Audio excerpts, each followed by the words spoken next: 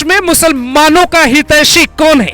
ये सवाल इसलिए क्योंकि लोकसभा चुनाव के बीच मुसलमानों के लिए आरक्षण का मुद्दा लगातार चर्चा में है। लोकसभा चुनाव से पहले और चुनाव के आगाज के दौरान पीएम मोदी की कई तस्वीरें सामने आई जो चर्चा का विषय रही।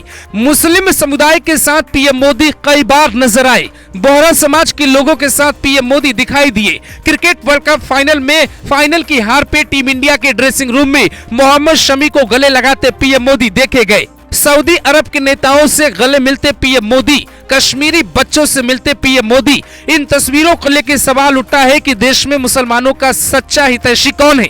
क्या मुसलमानों की सच्ची हितैषी कांग्रेस है जिसने केंद्र की सत्ता में सबसे ज्यादा समय तक राज किया? चुनाव के वक्त पार्टी ने मुस्लिम आरक्षण का दाव चला या पीएम नरेंद्र मोदी जो मुसलमानों के हमदर्द हैं? दावा किया जा रहा है कि अब मुसलमान भी नरेंद्र मोदी के साथ आ चुका है और ये दावा बहुत हैरान करने वाला है।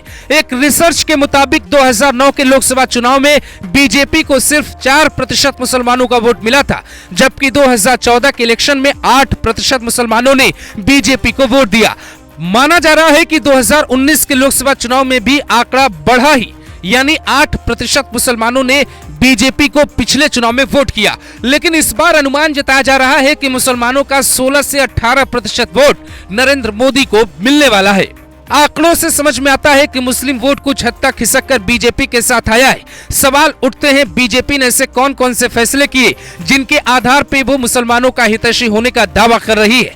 माना जा रहा है कि मोदी सरकार की नीतियों ने मुस्लिम आबादी को बीजेपी के करीब लाने में बड़ी भूमिका निभाई। पहले 5 साल में मोदी सरकार ने समाज के लिए 22,000 करोड़ रुपए की अलग अलग योजनाएं शुरू की। सरकार ने कानून बना के 3 तलाक को खत्म किया। हज कोटे को 2 लाख तक बढ़ाया गया। इन फैसलों से पीएम मोदी का न सिर्फ मुसलमानों में भरोसा बढ़ा, बल्कि मोदी के कुछ बयानों ने भी हालात बदले। पीएम मोदी का एक बयान मुसलमानों के बीच काफी लोकप्रिय हुआ था।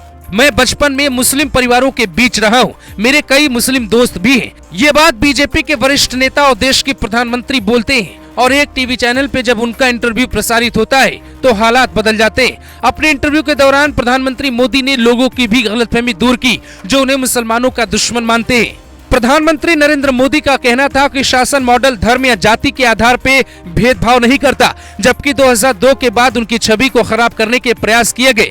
पीएम मोदी ने बताया कि उन्होंने बचपन में अपने पड़ोसियों के साथ ईद बनाई थी। उन्होंने कहा, मैं मुसलमानों के प्रति प्रेम की मार्केटिंग नहीं करता, और इस बयान ने साल 2019 के चुनाव को पलट कर रख दिया था। यही कारण था कि जिस बीजेपी को साल 2014 में मात्र 4% मुसलमानों ने वोट किया था, 2019 के चुनाव में वो संख्या बढ़कर 8% हो गई। और नरेंद्र मोदी के हालिया बयान से इसी बात के कयास लगाए जा रहे हैं कि इस बार न तो मुसलमानों ने एक तरफा कांग्रेस को वोट किया और न ही समाजवादी और बीएसपी जैसी पार्टियों को। तो क्या मुसलमानों ने अपनी झोली खोलकर नरेंद्र मोदी की तरफ वोट किया है? इन फैसलों का मुस्लिम मतदाताओं पर असर भी हुआ। पीएम मोदी के मन की बात सुनने के लिए इकट्ठा हुए कई मुस्लिम महिलाएं उन्हें अपना भाई बताती रही हैं। मुस्लिम महिलाएं कहती हैं कि मोदी हमारे भाईजान हैं। 3 तलाक को खत्म करने के फैसले को याद करते हुए महिलाएं दावा करती हैं कि किसी राजनीतिक पार्टी ने उनके लिए वो काम नहीं किया जो प्रधानमंत्री मोदी ने कर दिखाया। मुसलमानों के बीच प्रधानमंत्री मोदी की लोकप्रियता की जो तस्वीरें दिखती हैं, वो अपने आप में इस बात की तस्दीक करती है कि मोदी क्षेत्र उम्र और सीमा से परे है। मुस्लिम क्षेत्रों में प्रधानमंत्री मोदी और अरब के नेताओं के बीच रिश्तों की जो मिठास और गहराई दिखी, उसने भी ग्लोबल डिप्लोमेसी में भारत का मान बढ़ाया। माना जा रहा है कि देश के अंदर भी प्रधानमंत्री मोदी की छवि को नए आयाम मिले हैं। पीएम मोदी के निर्देश पर बीजेपी पिछले कुछ सालों में मुसलमानों के बीच अपनी जगह बनाने में जुटी है। बीजेपी ने हाल के दिनों में मुस्लिम समाज के अलग अलग वर्गों से जुड़ने के लिए कई अभियान चलाए, कई कार्यक्रम आयोजित किए गए। बीजेपी का अल्पसंख्यक मोर्चा देश भर में मुस्लिम समाज के लिए इस तरह के फैसले लेते रहा है। 23,000 से ज्यादा संवाद कार्यक्रम हो चुका है। इन कार्यक्रमों के जरिए देश के 1500 के लगभग विधानसभा क्षेत्रों को कवर किया गया। रिपोर्ट के मुताबिक देश की सभी लोकसभा सीटों पर कुल मिलाकर 18 लाख से ज्यादा मोदी मित्र बनाए गए। बीजेपी ना दूरी ना खाई है। मोदी हमारा भाई है के नारे के साथ मुस्लिम समाज को पीएम के साथ जोड़ने की कोशिश कर रही है। तो क्या मुसलमानों ने अपना नेता मोदी को चुन लिया है और मोदी ही मुसलमानों के सबसे बड़े नेता बनकर लोकसभा चुनाव में आए?